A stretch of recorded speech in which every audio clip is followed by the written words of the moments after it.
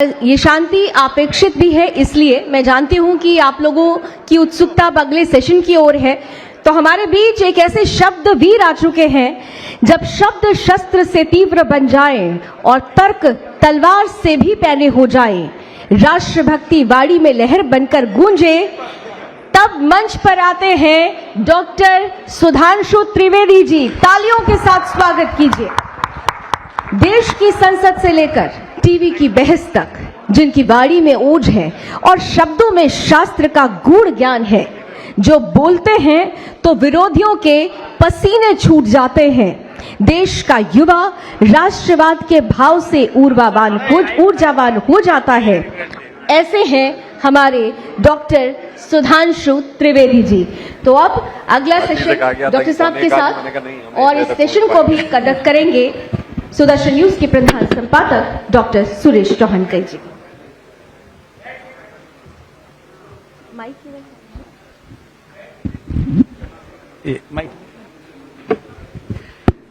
शुरू करें। तो जिनको परिचय देने की आवश्यकता नहीं है और वो खुद का तो परिचय छोड़िए, हर हिंदू के स्वाभिमान का परिचय अपने शब्दों की सरस्वती से देने वाले सुधांशु त्रिवेदी जी का यहां पर मैं स्वागत करता हूं। और सुधांशु जी 11 वर्ष पूर्ण हो रहे इस पार्टी के, जो विचार बेस पार्टी ऐसा कहा जाता है। बाकी तो समय के साथ बदलने वाली दल है, इसके एक विचारधारा है, एक दर्शन है, एक संस्कृति है। तो ये 11 वर्ष सांस्कृतिक दृष्टिकोण से इस सरकार की उपलब्धियां क्या रही? देखिए, सांस्कृतिक दृष्टि से यदि इस सरकार की बारे में विचार करें तो मैं बताना चाहता हूं, 16 मई 2014 को जब प्रधानमंत्री श्री नरेंद्र मोदी जी के नेतृत्व में भारतीय जनता पार्टी को स्पष्ट बहुमत और एनडीए को शानदार बहुमत मिला, तो उसके विषय में यह परिवर्तन कितना बड़ा था, जो आपने भी विचार की दृष्टि से कहा, उसके बारे में 18 मई 2014 को लंदन से निकलने वाले अखबार संडे गार्डियन ने अपना संपादकीय लिखा। उस संपादकीय का शीर्षक था India second tourist with destiny, यानी भारत का नियति के साथ दूसरा मिलन। यह उससे रिलेटेड है जो 14-15 अगस्त 1947 की रात को जवाहरलाल नेहरू जी की फेमस स्पीच है, ट्रिस्ट विद डेस्टिनी। अब उसमें क्या लिखता वो अखबार कि अभी तक उन दलों के हाथ में ज्यादातर सत्ता रही थी जो ब्रिटिश कॉलोनियल लीगेसी का माइंडसेट कैरी किए हुए थे। पहली बार एक ऐसे विचार के हाथ में पूर्ण सत्ता आई है। अटल जी के जमाने में हमारे पास पूर्ण सत्ता नहीं थी, एब्सोल्यूट मेजॉरिटी मिली है, which is having no impact of British colonial legacy. तो आगे जानते हैं उस अखबार ने क्या लिखा? सो 16th of May 2014 should be remembered in Indian history as the day on which Britishers finally left India. और यह बात मैं ऐसे ही हवा में नहीं कह रहा हूं, एक तो यह अंग्रेजों का ही अखबार लिख रहा है कि ब्रिटिशर्स फाइनली लेफ्ट इंडिया। बहुत से लोग कहते हैं कि साहब क्या आप लोग तो ऐसा कहते हैं कि 2014 के बाद ही आजादी मिली। मैंने कहा नहीं, आजादी 2014 के बाद नहीं मिली, आजादी का बोध 2014 के बाद होना शुरू हुआ। और वो कैसे हुआ ये भी मैं प्रमाण के साथ बोलता हूं। 15 अगस्त 47 जिन लोगों को आपत्ति है हमारे कांग्रेस के मित्रों से, सब प्रमाण बोलता हूं। अगर इसमें एक फैक्ट भी गलत हो, बाकी करोड़ों दर्शक सुने और विचार करें कि किस्तों में स्वाभिमान की भावना कैसे कैसे टुकड़े टुकड़े में हमें मिली है। 15 अगस्त 47 को देश आजाद हुआ तो 30 जून 1948 तक माउंटबेटन रहे भारत के गवर्नर जनरल 1 साल। उसके बाद आपको पता भारत का सेना अध्यक्ष कब तक अंग्रेज रहा है? 1949 तक जनरल फ्रांसिस राय बुचर। फिर भारत का एयरफोर्स चीफ कब तक अंग्रेज रहा है? 1954 air chief marshal Gerald Gibbs. Bharat का नेवी चीफ कब तक अंग्रेज रहा? 1958 एडमिरल स्टीफन कार्लाइल। और 1968 तक इंडिया गेट के ऊपर जॉर्ज फिफ्थ की मूर्ति रही। 1972 में इंदिरा गांधी ने जब अमर जवान ज्योति बनवाई, वरना उससे पहले आप जाके इंडिया गेट पे देखिए तो उन सैनिकों के नाम लिखे जिन्होंने ब्रिटिश हुकूमत के लिए अपनी जान दी। तो भारत का प्रधानमंत्री उनको नमन करता था। और परिवर्तन कितना बड़ा आया कि 1997 तक भारत का जो बजट आता था वो शाम 5 बजे आता था। क्यों? क्योंकि अंग्रेजों ने शुरू किया था कि लंदन में जब 11:30 बज रहे होंगे तो लंदन के समय के अनुसार भारत का बजट आएगा। 50 साल गुलामी की मानसिकता को ढोया है कि लंदन के समय के हिसाब से भारत का बजट आता था। अटल जी की सरकार में चेंज हुआ। मोदी जी की सरकार में आने के बाद क्या परिवर्तन आया? हमारा बजट पहले 1 मार्च को आता था, अब मोदी जी के आने के बाद 1 फरवरी को आने लगा। 1 मार्च को क्यों आता था? क्योंकि ये इंग्लैंड के मौसम से तय होता था। वहां मार्च के महीने में बर्फ पिघलती है और कामकाज शुरू होता है। हमारा मौसम यह कहता है कि जून के प्रथम सप्ताह में हमारे यहां दक्षिण भारत में मानसून आ जाता है। जून का मध्य आते आते पूरे भारत में मानसून आ जाता है। तो हमारे अनुसार मई के प्रथम सप्ताह तक जो भी वित्तीय आवंटन है वो पहुंच जाना चाहिए। तो भारत की फितरत, भारत के मौसम के अनुसार बजट बदलना शुरू हुआ मोदी जी की सरकार में। इसलिए मैं कहना चाहता हूं, एक बार माननीय मोहन भागवत जी ने एक शब्द प्रयोग किया था, स्वतंत्र तो हुए तो हम स्वाधीन तो हुए, स्वतंत्र नहीं हुए। तो हमारा तंत्र, याद करिए कश्मीर फाइल मूवी का डायलॉग, सरकार भले ही उनकी है, सिस्टम हमारा है।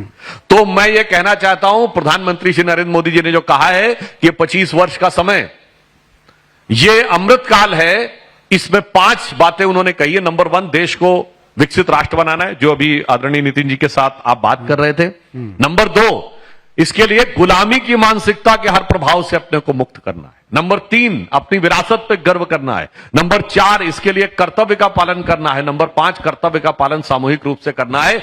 इसलिए मैं कह सकता हूं, हमारी मानसिकता पे जो गुलामी छाई हुई है, उस गुलामी से संघर्ष का और प्रबल संघर्ष का दौर 2014 के बाद शुरू हुआ है। तो मैं कह सकता हूं, अमृत काल तब आएगा जब पहले विष अंदर से बाहर निकल जाएगा।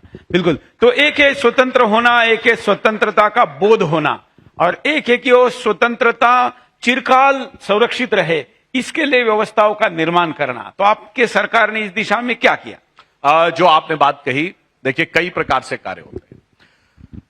कोई भी कार्य हो, सबसे पहले हम विचार और की बात तब करेंगे जब विकास सुनिश्चित हो। विकास तब यथार्थपरक होगा जब समाज की अंतिम सीढ़ी पर खड़े हुए व्यक्ति तक विकास की किरण पहुंचे, जो दीनदयाल जी ने अंत्योदय की बात कही थी। तो आप याद करिए, 15 अगस्त 2014 को प्रधानमंत्री जी ने जो बात बोली थी, क्या कहा था? जन धन योजना। ये क्या था? अंतिम सीढ़ी पर खड़े व्यक्ति को फाइनेंशियल सिस्टम में इंक्लूड करना, और this was the biggest financial inclusion. इसके अलावा 2 और काम थे, 2 और उन्होंने विचार दिए थे 15 अगस्त 2014 को, जिसको लोगों ने कहा ये सामाजिक तो है, इनका पॉलिटिक्स से क्या लेना देना है। एक स्वच्छ भारत अभियान और एक बेटी बचाओ बेटी पढ़ाओ। लोगों ने कहा सामाजिक मुद्दे हैं, पर पॉलिटिक्स से कोई लेना देना नहीं। मगर जो आपने कहा, हम सरकार बदलने के लिए नहीं आए थे, विचार बदलने के लिए आए। और जो आपने कहा अंतर क्या आया, बेटी बचाओ बेटी पढ़ाओ कोई नारा नहीं रहा कि गरीबी हटाओ का नारा 1970 में दिया, और 2013 में कांग्रेस ने कहा कि हम अब फूड सिक्योरिटी एक्ट ला रहे हैं, यानी 2/3 लोगों के पास 2 जून का खाने का वो नहीं। 10 साल हुए बेटी बचाओ बेटी पढ़ाओ की बात करते हुए, नवजात बच्चों के लिंग अनुपात में भारी सुधार हुआ, और 2024 ये पहला साल बना है तकरीबन 100-125 साल के बाद, जब नए हुए जन्म हुए बच्चों में लड़कियों की संख्या लड़कों से ज्यादा हुई। 1000 बच्चों में शायद 1022 बच्चियां हुई हैं। ये है बदलाव विचार का। छोटी सी बात, सफाई का बदलाव क्या होता है? पहले लोग जितनी आसानी से फेंक दिया करते थे, अब ऐसा नहीं है। आज उन 55 करोड़ अकाउंट्स में 2.25 लाख करोड़ रुपया भी है। देश की हर, अभी नितिन जी बात कर रहे थे, ऑटोमोबाइल सेक्टर में हमने क्या बदलाव लाया, आप ऐसे समझिए, हम चौथी बड़ी अर्थव्यवस्था बने, जापान को पीछे छोड़ के। चौथे बड़े स्टॉक एक्सचेंज बने, तीसरे बड़े ऑटोमोबाइल मैन्युफैक्चरर बने, अभी वो बता रहे थे आपको। मोबाइल हैंडसेट में हम दूसरे बड़े मैन्युफैक्चरर बने। और विचार में ये बदलाव आया कि जिस भारत के बारे में कहा जाता था यहां के लोग तो कम पढ़े लिखे हैं, टेक्स सेवी नहीं है, नई चीज अडॉप्ट नहीं कर सकते। और यह बात मैं हवा में नहीं कर रहा हूं, चिदंबरम साहब एज फाइनेंस मिनिस्टर संसद के पटल पे बोले हैं कि डिजिटल भारत में ट्रांजैक्शन कैसे हो सकता है, यहां के लोगों की समझ कम है। पर मोदी जी को उस समझ पे भरोसा था। आज भारत दुनिया में डिजिटल ट्रांजैक्शन में नंबर 1 का देश है। और नंबर 1 ही नहीं है, दुनिया का 48% डिजिटल ट्रांजैक्शन हम करते हैं, जो चाइना अमेरिका को मिलाकर उससे ज्यादा है। इतना बड़ा बदलाव आया धरातल पे। अब आइए, विकास का कोई मायने नहीं है यदि आपके अंदर आत्मगौरव का भाव ना हो। आप विकसित हो जाएंगे तो फिर क्या होगा? विकसित तो बहुत देश हो गए, साउथ कोरिया भी बहुत डेवलप्ड है, सिंगापुर भी बहुत डेवलप्ड है, पर उनकी पहचान क्या है? तो उस आत्म तत्व के बोध की शुरुआत हुई जब प्रधानमंत्री मोदी जी पहली विदेश यात्रा पे गए। आप सब याद करिए 2014 में अमेरिका की यात्रा पे उन्होंने अमेरिका के राष्ट्रपति को क्या भेंट किया? श्रीमद् भगवत गीता। यह था भारत के स्वरूप की शुरुआत।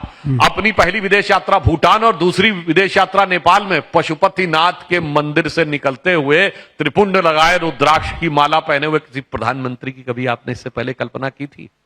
और इतना ही नहीं, भारत के सांस्कृतिक गौरव को किस प्रकार से पूरे भारत में स्थापित किया। आप बद्रीनाथ में, केदारनाथ में शंकराचार्य जी की मूर्ति देखिए, करतारपुर साहब देखिए, उज्जैन का महाकाल देखिए, कुशीनगर में बना हुआ एयरपोर्ट देखिए, और अयोध्या में भव्य श्री राम मंदिर देखिए।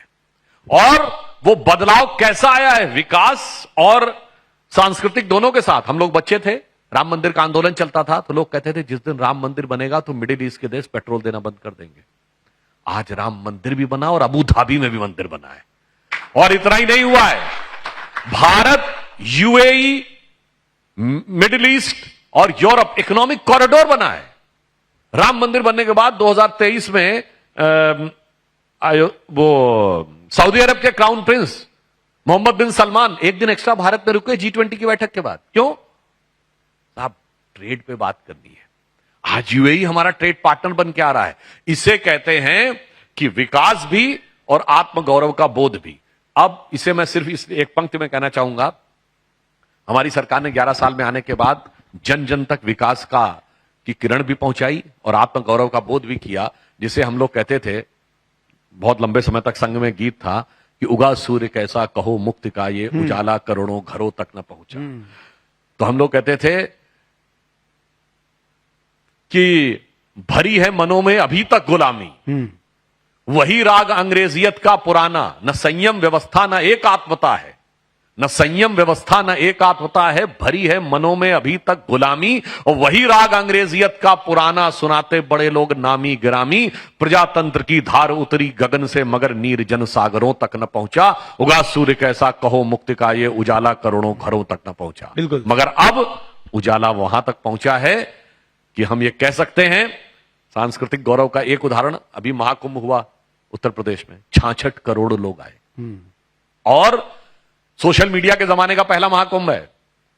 एक सर्वे के अनुसार 72% दुनिया के ऐसे लोग थे जिनको पता ही नहीं था कि ऐसा कोई भारत में पर्व होता है, ऐसा कोई हिंदुओं का पर्व होता है जो दुनिया में सबसे बड़ा लोग जो यहां तक आते हैं।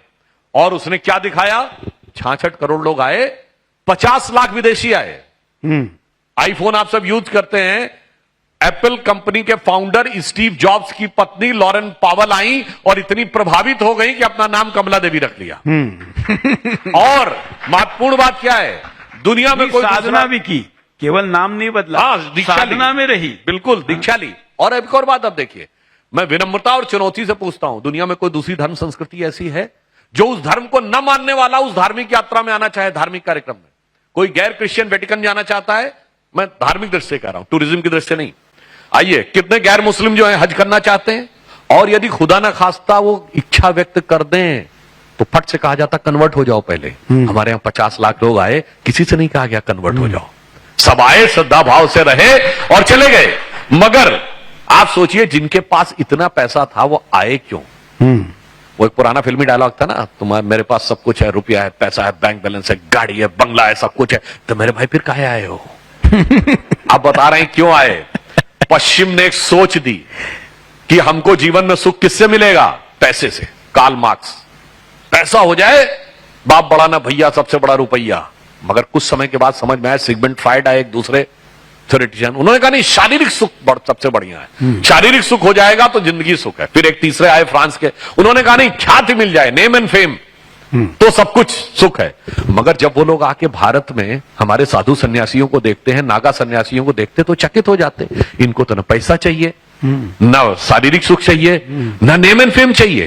और नेम एंड फेम से वो कैसे अलग रहते हैं? आप किसी नागा साधु के, आपने बहुत किस्से सुने होंगे, किसी का कार्य सिद्ध हो गया, वो किसी नागा साधु को धन्यवाद देने गए तो नागा साधु डांट के भगा देते थे, कभी कभी गाली बक के भगा देते थे। तो आप कहते थे ये कैसा विचित्र व्यवहार है, हम तो सिर्फ उनको धन्यवाद देने गए। वो जानते हैं क्यों करते हैं? वो प्रसिद्धि से दूर रहना चाहते हैं। अगर वो आपका साधुवाद स्वीकार कर लेंगे तो आप 10 लोगों को बताएंगे कि बाबा जी की वजह से मेरा काम हो गया, और उनके पास जाएंगे तो वो प्रसिद्धि के मोह में फंस सकते हैं। इसलिए जब वो लोग आके नागा साधुओं को देखते थे तो जानते क्या उनके मन में भाव उत्पन्न होता, जो पश्चिम की सोच और हमारी सोच में, कि वो सुख खोजे भौतिकता में, वो सुख खोजे भौतिकता में, मदिरा में, मांस की बोटी में, ये भस्म रमाए अपने तन पर खुश हैं सिर्फ लंगोटी में। और यहां मार्क्स भी फेल, मैक्स वेबर भी फेल, सिगमंड फ्राइड भी फेल।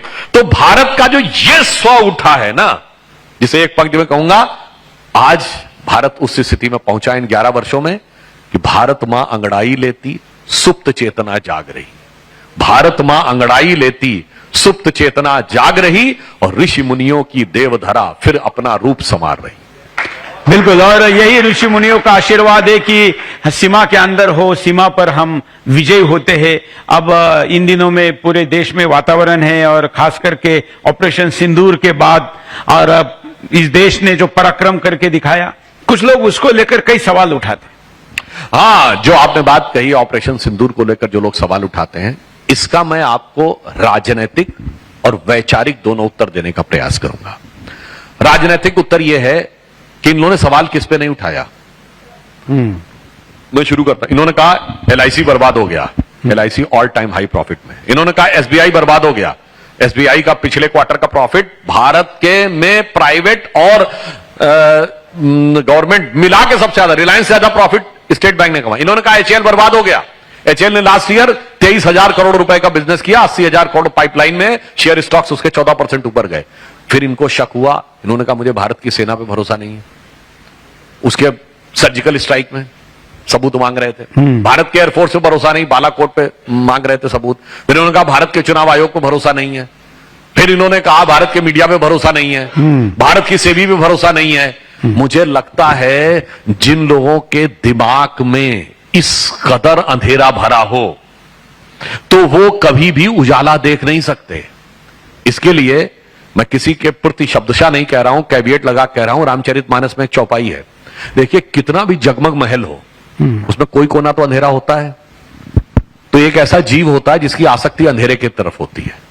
तो रामचरितमानस में कहा गया है, सहज पाप प्रिय तामस देहा, यथा उलू कही तम पर नेहा। जैसे जिन लोगों की तामसी वृत्ति होती है वो पाप की तरफ वैसे ही जाते हैं जैसे उल्लू जो होता है, मैं फिर कह रहा हूं, किसी व्यक्ति के लिए नहीं कह रहा हूं, उल्लू जो होता है जगमगाते हुए प्रकाश से घबरा कर ढूंढता है कि अंधेरा कहां दिख रहा है, और वो उस तरफ भागने की कोशिश करता है। इसलिए मैं कहना चाहता हूं, इन लोगों ने आज तक, सुनिए इनको तो आपने नहीं अभी नहीं, आपने नामांतरण कर दिया क्या पप्पू का? नहीं, मैंने कुछ नहीं बोला है। समझने वाले समझ रहे हैं, ना समझे वो अनाड़ी है। अब मैं ये कहना चाहता हूं, इनको वैक्सीन में भरोसा नहीं था। जब वैक्सीन आई तो इन्होंने कहा इतनी जल्दी इसका स्टैटिस्टिकल सर्वे नहीं हो सकता, इस पर भरोसा नहीं था। जब राम मंदिर का उद्घाटन हुआ तो मुहूर्त पे भरोसा नहीं था।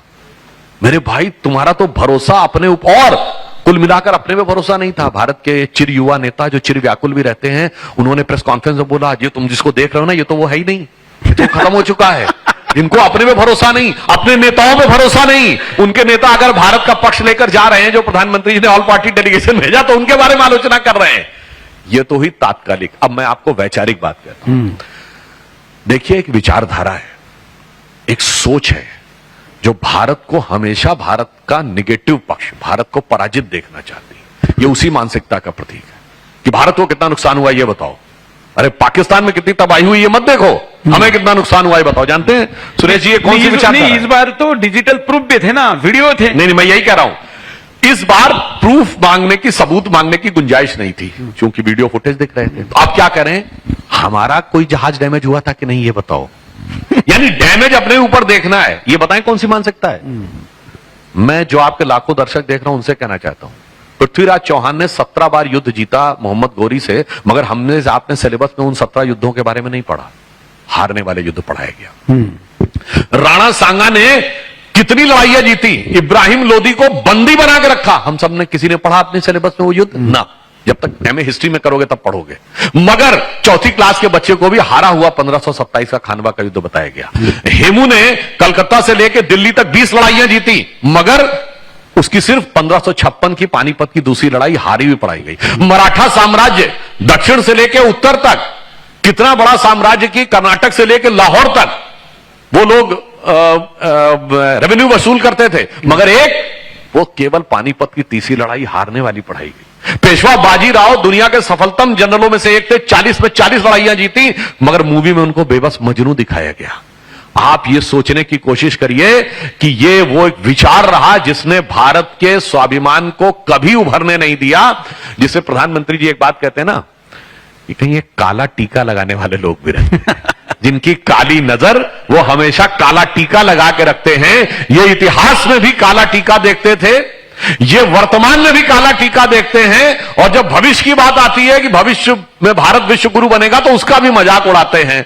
तो मैं इसलिए कहना चाहूंगा कि इनकी जो सोच है उनके लिए एक, शायद वो एक नारायण संत हुए हैं, उनका एक दोहा है कि अंदर से मैलो हियो बाहिर रूप अनेक, अंदर से मैलो हियो बाहिर रूप अनेक, नारायण तासो भलो कौआ तनमन एक। इसके बाद कुछ प्रश्न लूंगा, एक प्रश्न लेके। इस वर्तमान परिस्थिति में जो 11 वर्ष है, इस 11 वर्षों के बाद का क्या? आपने बड़ा अच्छा प्रश्न किया। प्रधानमंत्री जी ने कहा है कि ये अमृतकाल है, तो 25 वर्ष की पूरा एक प्लान है, और उन्होंने कहा है कि ये जो 25 वर्ष है, मोदी जी ने कहा ये 1000 वर्ष के भारत का आधार बनाएंगे। यानी हमारी सोच इलेक्शन की नहीं है, चुनाव की नहीं है, हमारी सोच सभ्यता मूलक है, चुनाव मूलक नहीं है। Our thought process is not election oriented, it is civilisational oriented. तो हम 1000 साल आगे के भारत के बारे में देख रहे हैं, और प्रेरणा कहां से ले रहे हैं? 10,000 साल पुराने भारत से। तो हजारों साल पुराने गौरवशाली अतीत से प्रेरणा है, शताब्दियों आगे तक के स्वर्णिम भविष्य के बारे में दृष्टि है, और वर्तमान में एक दृढ़ योजना है, जिसे एक पंक्ति में कहना चाहूंगा कि गौरवशाली था भूत, भूत मतलब भूतकाल, पास्ट, गौरवशाली था भूत, भविष्यत भी महान है, अगर संभालें आप उसे जो वर्तमान है। एक प्रश्न लेते हैं। हाँ, माइक से, माइक से। सुधांशु जी, 11 साल बहुत बहुत मुबारकबाद। लगातार नए रिकॉर्ड बन रहे हैं। जीडीपी की तो बात ही छोड़ दीजिए, 7.4% GDP growth. America, China, Germany सब पीछे हैं। एफडीआई में 10 साल में आपने रिकॉर्ड बना लिया है। मल्टी डायमेंशनल पॉवर्टी इंडेक्स, बहुत से लोग गरीबी रेखा से बाहर निकले हैं। 100 में से 99 काम अच्छे हुए हैं। मैं आकाश टंडन ये जानना चाहता हूं, एक चीज में अभी भी दुखी बनी रहती है, क्रूड ऑयल। नितिन भाई अभी यहां थे, उन्होंने बात की कि किस तरीके से इलेक्ट्रिक व्हीकल्स आ रहे हैं, हाइड्रोजन आ रही हैं। आज भी आप अच्छे से जानते हैं, बहुत नॉलेजेबल व्यक्ति हैं, क्रूड ऑयल पे हमारी पूरी तरीके से इंपोर्टेड पे डिपेंडेंस है, और जैसी वॉर लगती है, जो भी हम फाइनेंस के लोग हैं, घबराहट हो जाती है। आज भी वही घबराहट है। तो 100 में से 99 रन तो बहुत जबरदस्त बना लिए हैं, और आज तक किसी की सरकार ने यह काम नहीं किया है। बहुत बहुत मुबारकबाद। ये सेंचुरी कब पूरी होगी? 100 में से 100 काम ये किस दिन पूरे होंगे कि क्रूड ऑयल की हमारी घबराहट वो भी दूर कर देना। जो क्रूड ऑयल की बात कही, मोदी जी ने इन 11 वर्षों में क्या लंबी सोच रखी, मैं आपको बताना चाहता हूं। हमारी अर्थव्यवस्था का आकार इतना बड़ा बढ़ा है, फिर भी हमारी डिपेंडेंसी उस रफ्तार से क्यों नहीं बढ़ी, मैं बताना चाहता हूं। देखिए, रेलवेज का 100% इलेक्ट्रिफिकेशन हो गया। अगर 100% इलेक्ट्रिफिकेशन हो गया तो क्रूड ऑयल की डिपेंडेंसी कम हुई ना। अभी नितिन जी ने आके बताया कि जो वो मिलाया जाता ethanol, ethanol blending in petroleum products 20% हो गई, तो 20% हमारी उसके ऊपर डिपेंडेंसी कम हुई। अब आप आइए, उसके बाद जब प्रधानमंत्री सूर्य घर योजना शुरू हुई तो आपको फ्री की बिजली मिलेगी, और ना खजाने पे कोई जोर, ना एनवायरमेंट पे जोर, ये होता दिमाग लगा के देना। और उसके साथ इलेक्ट्रिक व्हीकल्स की शुरुआत हुई।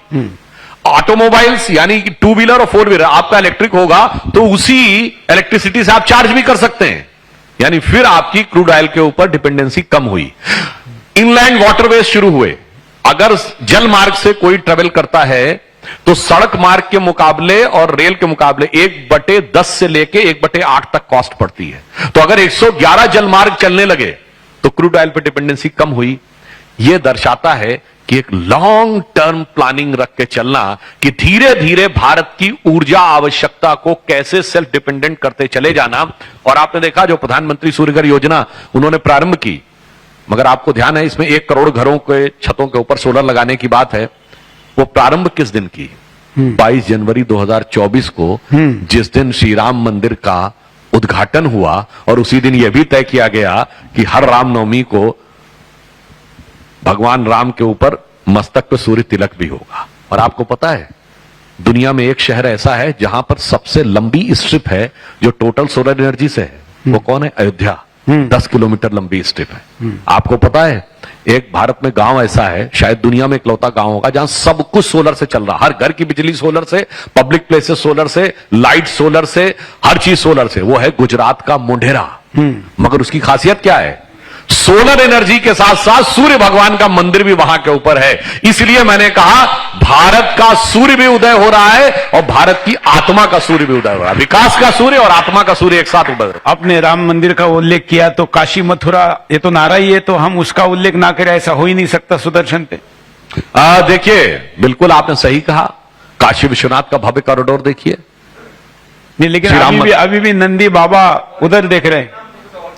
समय के साथ बदलाव आएगा। और मैं सिर्फ एक ही पंक्ति कहना चाहूंगा, जो इच्छा करी हो मनमाही, राम कृपा कुछ दुर्लभ नहीं। मोदी सरकार के 11 वर्ष पूर्ण होने पर सभी को शुभकामनाएं, आपको भी। विकास की रफ्तार हम देख ही रहे हैं। आप यहां पर बैठे हैं तो संस्कृति और संस्कार भी है यहां पर, लेकिन दिल्ली के अंदर हम लगातार पिछले 15 वर्षों से बहुत सारे गौभक्त हिंदूवादी लोग एक उम्मीद की किरण से थे कि दिल्ली के अंदर सरकार आएगी हमारी। आज जो आरोग्य नाम से हम एक नई योजना शुरू कर रहे हैं दिल्ली के अंदर, दिल्ली सरकार कर रही है। क्या दिल्ली के अंदर जिस प्रकार से गौ हत्या हो रही है, धर्मांतरण कराया जा रहा है और जिस प्रकार से लव जिहाद के बहुत केस जे कॉलोनियों से निकल के आ रहे हैं, क्या उस पर भी और राज्यों की तरह दिल्ली सरकार भी काम करेगी?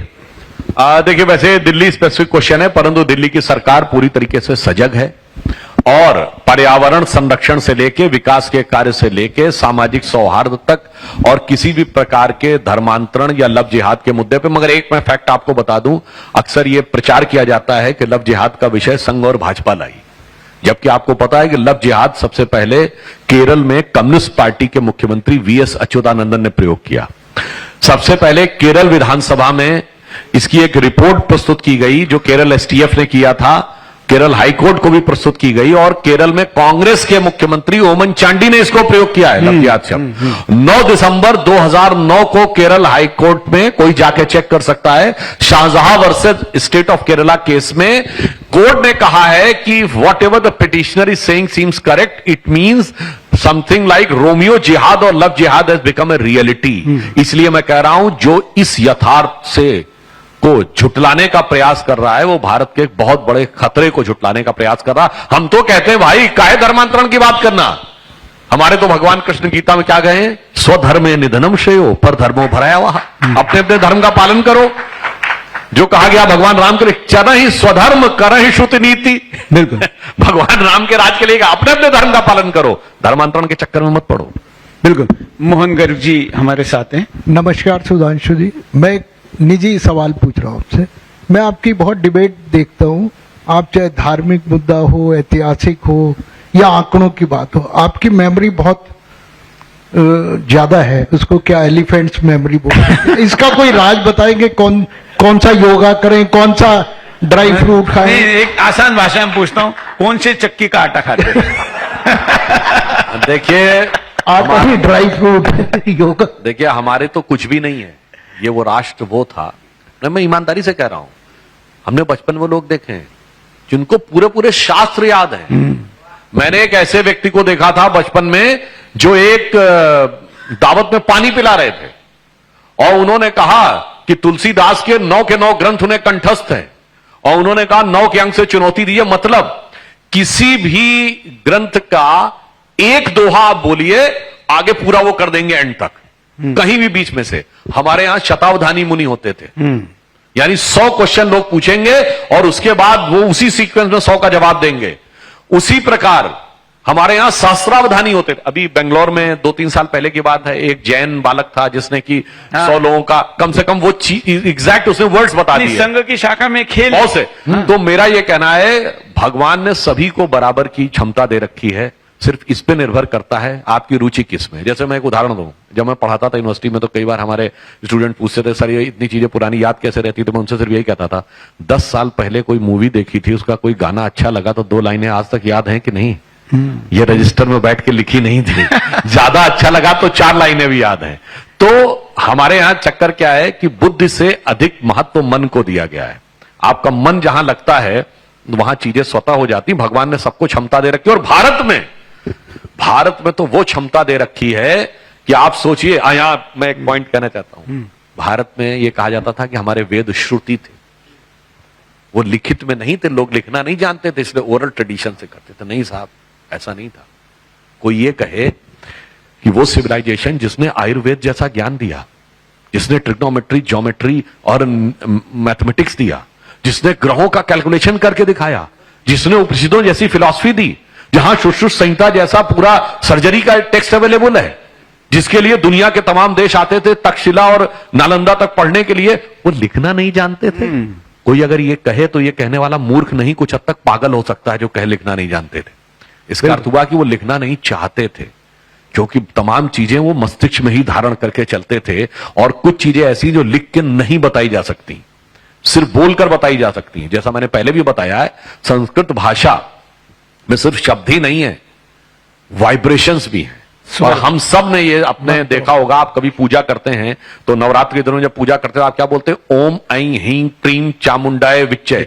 ये एम हीं क्रीम शब्द नहीं है, ये वाइब्रेशन है। मैं पूछता हूं किसी अंग्रेज से बगैर बोले हुए पढ़ के बता दो भैया कि एम हीं क्रीम कैसे लिखा जाएगा। इसलिए ये उनकी बुद्धि के बाहर था। ऑन द लाइटर नोट में कहूं, हम लोग बचपन में कभी खड़े होते थे गली मोहल्ले के नुक्कड़ पे, कोई बहुत भारी चीज बता दी जाए तो आदमी कहता था ऐसा है भैया, ये तुम्हारी नॉलेज के बाहर है। तो मैं कहना चाहता हूं जितने मार्क्स मैकाले के मानस पुत्र पढ़े हुए हैं, भारत और भारतीयता के तत्व को समझना उनकी नॉलेज के बाहर की चीज है। और हमारे यहाँ पर जो लिखा हुआ था उनको जलाने के लिए भी आतताई आए, उन्होंने जलाया, इसलिए भी ये जरूरी था कि याद रखा जाए। इसलिए इसका मतलब ये नहीं कि लिपि नहीं थी, इसका मतलब ये नहीं कि पुस्तक नहीं थे। शॉर्ट में नहीं, मैं इसका एक और भी आपको कारण बताता हूं। याद रखने का विषय सिर्फ इसलिए नहीं था कि हमें उसको संरक्षित करना था। याद रखने के साथ आपकी चेतना जुड़ती है उसमें। पुस्तक में चेतना उतनी नहीं जुड़ती है। मैं एग्जांपल देना चाहता हूं। और अब आने वाला टाइम जो आने वाला है, जो एलन मस्क की कंपनी काम कर रही है ना बायो कंप्यूटर इंटरफेस के ऊपर, अब हम धीरे धीरे वहीं जाने वाले हैं। आप देखिए कि जो मैं एक आपको प्रैक्टिकल उदाहरण देता हूं। आज एआई का दौर आया है, एआई के बाद हम क्वांटम के दौर में जा रहे हैं। क्वांटम कंप्यूटर और जो आज का कंप्यूटर, इवन एआई कंप्यूटर में फंडामेंटल डिफरेंस क्या है? ये जो हमारा डिजिटल कंप्यूटर है ये बाइनरी सेटअप पे चलता है, यानी 1010, जबकि जो क्वांटम कंप्यूटर है वो पैरेलल सेटअप में चलता है। अब पैरेलल कैलकुलेशन कैसे? जो डिजिटल है वो डिटर्मिनिस्टिक मॉडल है, यानी या तो 1 है या 0 है, जबकि क्वांटम कंप्यूटर प्रोबेबिलिस्टिक मॉडल है, यानी अनेक संभावनाएं एक साथ है। इसको मैं आपको व्यवहारिक उदाहरण दे रहा हूं। जैसे मैं यहां बैठा हूं और मैं सुरेश जी मुझसे कहें या हम उनसे कहें कि भाई ये खाया ये बड़ा मीठा था, तो मीठा डिटर्मिनिस्टिक मॉडल है। 1 मीन्स मीठा है, 0 मीन्स मीठा नहीं। मगर जैसे ही इन्होंने मीठा बोला तो जितने लोग इस कमरे में बैठे हैं सबके मन में अनेकानेक प्रोबेबिलिटीज क्रिएट हो गई। कैसा मीठा है? आम जैसा मीठा है, अमरूद जैसा मीठा है, लीची जैसा मीठा है, रबड़ी जैसा मीठा है, जलेबी जैसा मीठा है, आइसक्रीम जैसा मीठा है, कैसा मीठा है? अब सुनिए, इसी के साथ साथ अब आगे इन्होंने कुछ नहीं बोला कि मीठा क्या है, तो आपके दिमाग में इतनी यानी इस कमरे में मिलियंस ऑफ प्रोबेबिलिटीज हो गई। अब इसके साथ हर व्यक्ति को जीवन में जो सबसे अच्छा वाला मीठा लगा होगा उसके मन में वहां पे जाके वेव फंक्शन कोलैप्स होगा उस प्रोबेबिलिटी का। वो सोचेगा शायद ऐसा वाला मीठा है। अब देखिए, जब शायद ऐसा वाला मीठा कहा सबके लिए, तो क्या हो गया? ये क्वांटम का मॉडल आ गया। मीठा है या नहीं है ये तो सबके लिए बराबर है, 1 और 0, मगर कैसा मीठा है सबके लिए अलग अलग है।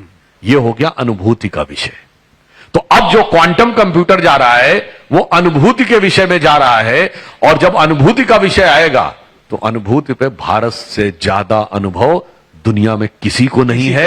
यहां तो हजारों सालों में हजारों लोगों ने भगवान को अनुभव करके दिखाया है। इसलिए मैं कहता हूं कि यहां पर जो आपने कहा, बोलने के लिए भी एक स्टेज ऐसी आती है, ये कहते हैं ना लिखे बगैर काम चलता है, बोल के। एक स्टेज आती बगैर बोले काम चलता है। आप अंदर में अंतर्नाद का अनुभव करते हैं, जिसे एक बड़ा फेमस दोहा है, शायद रहीम दास का या कबीर दास का, मुझे ध्यान नहीं आ रहा है। वो कहते हैं तब ब्रह्म का साक्षात्कार होता है जब हृदय में अनहद नाद उठता है।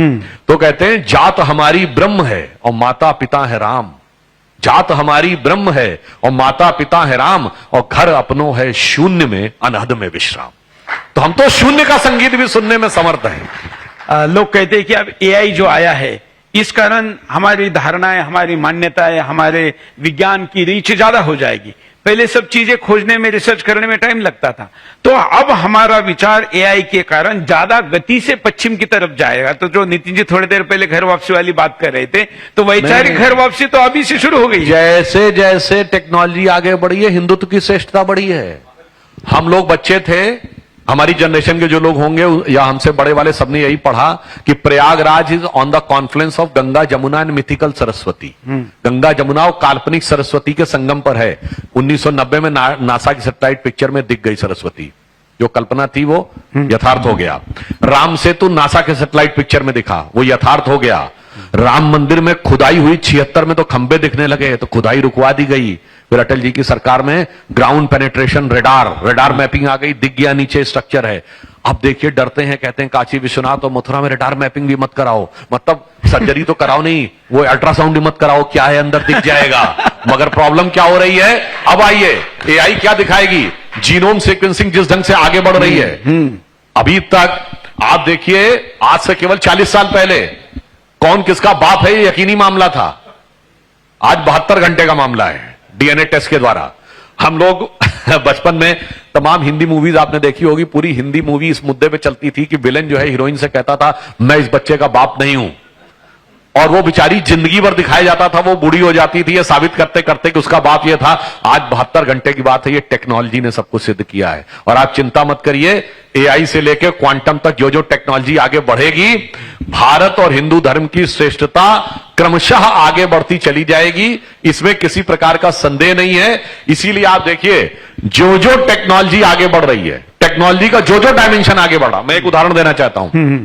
मात्र आज से 50 साल पहले जब ये कहा जाता था कि खेती करनी है तो मैकेनाइज फार्मिंग और केमिकल फर्टिलाइजर करो, आज क्या कहते हैं, गाय के गोबर से खेती करो, ऑर्गेनिक पे आ गए। आज से 50 साल पहले कहते थे Terramycin, Crocin, Metacin, pharmaceutical use करो, आज क्या कहते हैं, नहीं हर्बल मेडिसिन यूज करो। अब क्या कहते हैं, योगा और मेडिटेशन भी करो। यानी जो जो टेक्नोलॉजी आगे बढ़ रही है, आप निश्चित रहिए। और मैं एक और बात कहूंगा, बढ़ती टेक्नोलॉजी दूसरे धर्मों के लिए चुनौती बनती है, क्योंकि वो लोग कहते हैं नो डिस्कशन, जो कह दिया गया वो फाइनल।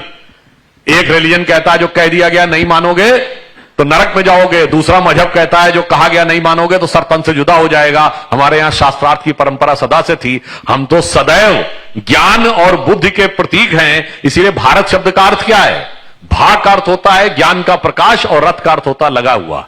तो जो जो टेक्नोलॉजी आगे बढ़ेगी, आपने कहा एआई आएगी, तो ये वो काम करके दिखाएगी कि जो सैकड़ों साल पहले नहीं हुआ था, जिन जिन चीजों को दबा के रखा गया था, सब भारत के सामने एक नया स्वरूप, एक नया युग उभर कर सामने आने वाला है। तो मेरा तो मानना है टेक्नोलॉजी भारत की तरफ लोगों को ज्यादा लेके आएगी और भारतीय संस्कृति को एक नए आलोक में लेकर जाएगी। मदरसे में पढ़ाया जाता है कि पृथ्वी चपाती जैसी है, और बच्चा मोबाइल में तुरंत एआई को पूछ लेता है और उत्तर मिल जाता है, तो मुल्ला के पास देने के लिए जवाब नहीं है। तो इस कारण एक्स मुस्लिम मूवमेंट बड़ी हो रही है। देखिए यहां एक समस्या क्या है, जब प्रिंटिंग प्रेस आया था तो उसने क्रिश्चियनिटी को बहुत बड़ी चुनौती दी। अभी इंटरनेट आया, इस्लाम के लिए बहुत बड़ी चुनौती, जो आपने कहा ना बच्चा तुरंत देख लेता है। अब दूसरी समस्या है, मगर मैं और भी बड़ी बात कहना चाहता हूं, उसके बावजूद हमको समझाया जाता हम वैज्ञानिक हैं। आपको पता है कि गैलीलियो को फांसी दी गई थी इस बात के लिए कि उसने कहा था कि सूर्य पृथ्वी के चारों ओर घूमता है, यह गलत है, पृथ्वी सूर्य के चारों ओर घूमती है। खैर उसने माफी मांग ली तो फांसी बच गई 1633 में। पर उसका नाम convicted criminal in the eyes of church में अंकित कर दिया गया कि चर्च का अपराधी है। कब तक अंकित रहा है, 1992 तक पोप जॉन पॉल II ने हटवाया। अभी पोप का कोरोनेशन हुआ, कोई कहता है कि ये पोप उस पोप की परंपरा के हैं जिन्होंने उसको फांसी दी थी। कोई पोप कहता है कि उस परंपरा के हैं जिनके प्रभाव से विचक्राफ्ट एक्ट आया था। कोई अपनी संस्कृति के गौरव के विषय को ऊपर सब हटा देता है, हमसे सवाल पूछा जाता है। यानी उस दौर में जब हमारे यहां ग्रह नक्षत्रों की गणना होती थी, और गणना इतनी सॉलिड है कि आज भी आप सॉफ्टवेयर में डालिए तो एग्जैक्ट टाइम ड्यूरेशन दिखाई पड़ता है, उसके बावजूद हमको उन लोगों ने ज्ञान दिया जिन्होंने यह कहा कि धरती स्थिर है या धरती चपटी है और सूर्य चारों ओर घूमता है। उन लोगों ने हमें ज्ञान दिया और हमने वो ज्ञान को मान लिया।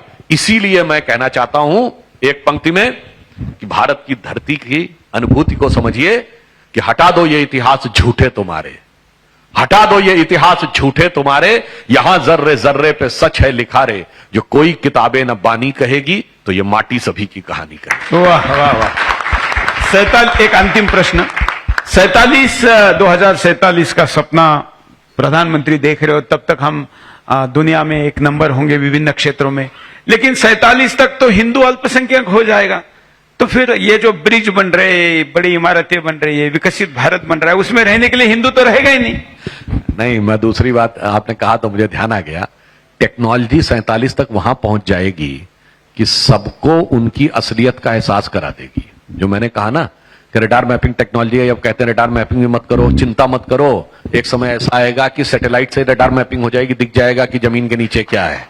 वैसे ही एआई आने के बाद जीनोम सीक्वेंसिंग और अंदर का ह्यूमन जीनोम का सारा डिटेल जो सोचा जा रहा था 50-100 साल बाद आएगा, वो 10-5 साल के अंदर आ जाएगा। और जो आपने कहा हिंदू अल्पसंख्यक नहीं हो जाएगा, जानते क्या होने वाला है? अरे जमीन के नीचे जाओगे या शरीर के अंदर जाओगे, जमीन के अंदर जाओ या शरीर के अंदर जाओ, आखिर में क्या निकलेगा कि अमर, अकबर, एंथोनी तीनों का बाप किशन लाल निकलेगा।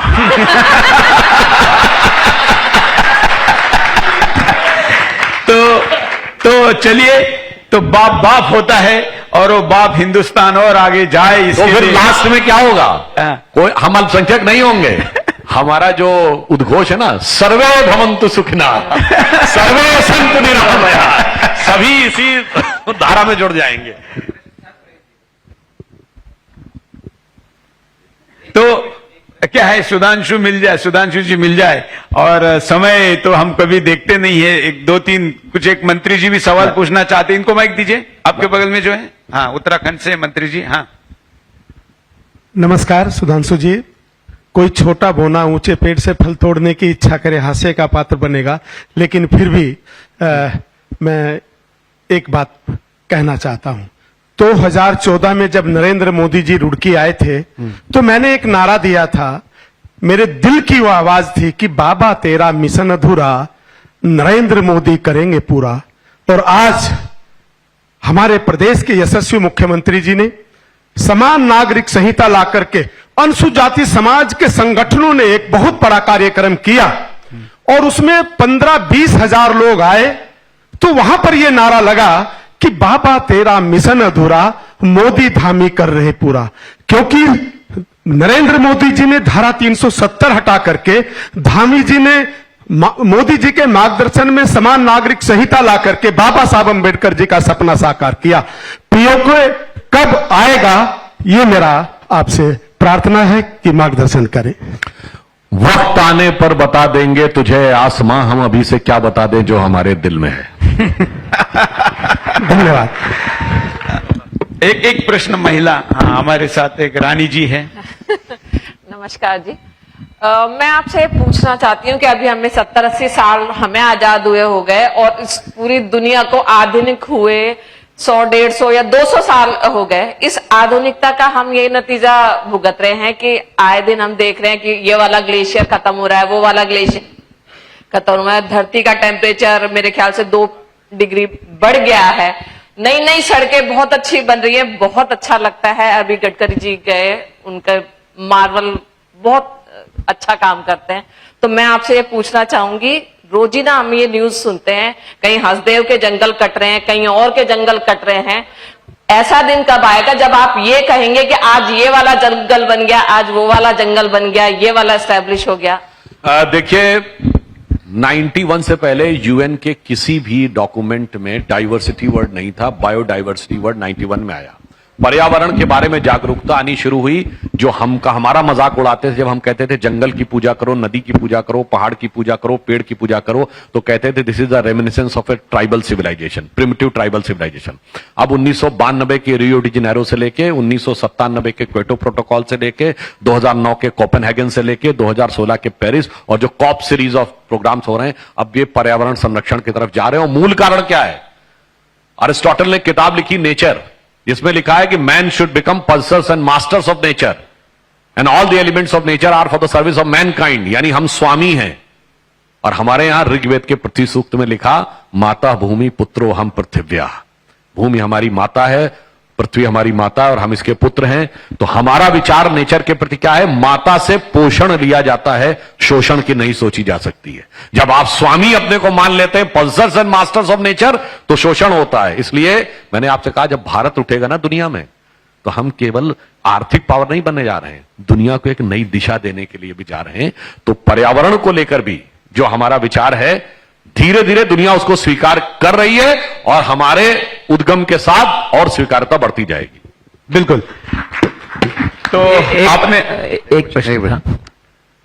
सुधांशु जी, आप राज्यसभा में हैं और राज्यसभा में रामजी लाल सुमन ने इतनी गंदी बात बोली। मैं ये नहीं कहता, ये इतिहास का विषय हो सकता है कि राणा सांगा जी ने बुलाया या इब्राहिम लोदी के भाई ने बुलाया, लेकिन किसी भी इतिहास में यह तो नहीं लिखा कि राणा सांगा गद्दार थे। उस बेहुदा व्यक्ति ने वहां कहा कि गद्दार राणा सांगा की औलाद, और फिर वो दोनों पैरों से वहां से निकल के आ गया। ये तो बड़ी इंतहा हो गई। यदि वहीं इलाज हो जाता तो ये बाहर नौबत नहीं आती। आप भी राज्यसभा में, देखिए राज्यसभा ने उसको बाहर भी नहीं किया अभी तक। ये तो शर्म की बात है। ये जो आपने बात कही है, बिल्कुल महाराणा संग्राम सिंह के बारे में किसी भी इंडियन सोर्स में कोई उल्लेख नहीं है। बाबर नामा में भी इनडायरेक्ट उल्लेख है, कोई डायरेक्ट उल्लेख नहीं है। और वो लॉजिकल भी नहीं लगता। जब उन्होंने तीन मुस्लिम सुल्तानों को एक साथ हराया था और इब्राहिम लोदी को बंदी बनाया था, उन्हें क्या जरूरत थी? मगर प्रॉब्लम जानते क्या है? भारत में एक मानसिकता है कि अपने लिखे इतिहास को प्रामाणिक नहीं मानना है। बीएस नायपॉल ने लिखा, दुनिया के हम इकलौते देश हैं जो अपने लिखे इतिहास को प्रामाणिक नहीं मानते, विदेशियों के लिखे इतिहास को प्रामाणिक मानते हैं। कोई ब्रिटिश नहीं कहता फ्रेंच का लिखा इतिहास प्रामाणिक है, कोई जर्मन नहीं कहता पोलिश का लिखा इतिहास प्रामाणिक है।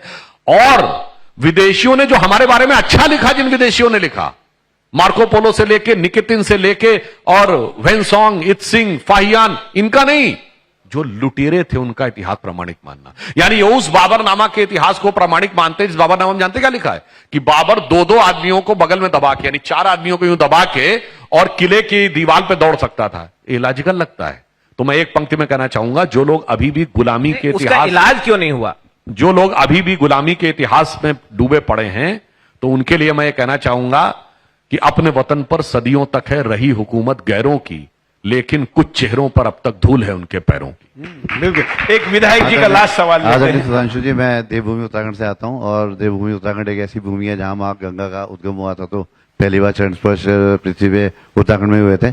आज हमारा उत्तराखंड एक संदेश भी पूरे देश को मैं समझता हूं दे रहा है। मोदी जी का खास वहां केदारनाथ धाम के लिए कॉरिडोर बनाया और बद्रीनाथ में काम चल रहा है। समझता हूं कि हमारे चारों धाम जो है मोदी जी के आशीर्वाद से बहुत सुंदर, बहुत अच्छे हो रहे हैं। उत्तराखंड से एक मैसेज भी जा रहा है। आप जैसी भी पता है यूसीसी लागू हुआ और वहां पे मदरसे सील हो रहे हैं, लव जिहाद हो रहा है, सनातन और धर्म पे काम हो रहा है। तो समझता हूं कि उत्तराखंड से एक संदेश पूरे देश में जाना चाहिए।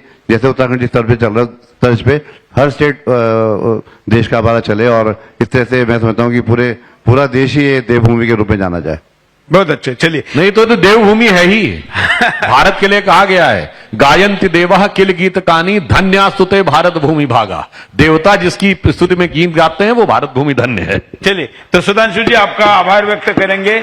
आपके पास सरस्वती है ही, हम भगवती दे देंगे। तलवार, क्यों तलवार चाहिए ना ज्ञान के साथ। तो अगले मंत्री जी भी आ चुके हैं। अभी हम इसके बाद एक लंच ब्रेक लेंगे और उसके बाद अगला सेशन करेंगे। उसके पहले तलवार देते हैं।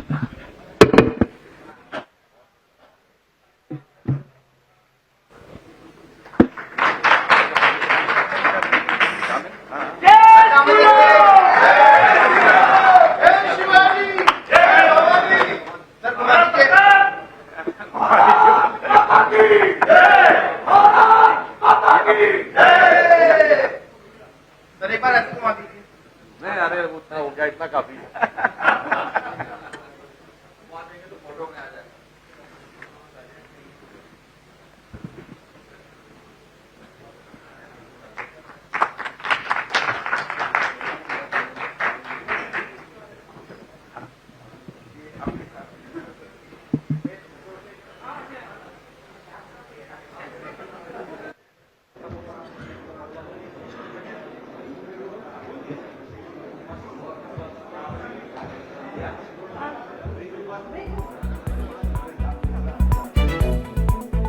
और अब वक्त लंच का है। हम 30 मिनट्स का लंच ब्रेक ले रहे हैं, लेकिन इस बीच हमारे साथ भारत सरकार में जनजातीय कार्य मंत्री श्री जोएल ओराम जी आ चुके हैं। लंच के बाद उनका सेशन होगा, इसलिए आप सबसे अनुरोध है कि आप जल्द से जल्द इस भोजन मध्यांतर में भोजन ग्रहण कर लें और फिर नेक्स्ट सेशन के लिए हम फिर मिलते हैं, पुनः मिलते हैं।